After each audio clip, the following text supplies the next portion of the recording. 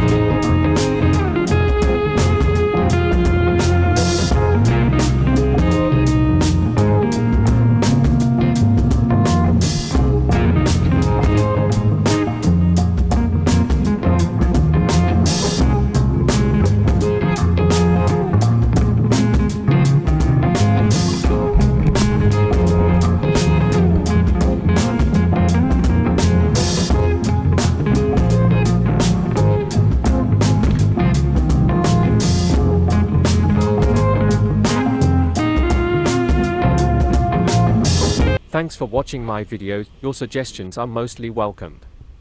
See you in the next video, and don't forget to create beautiful memories for yourself. Take care and stay safe.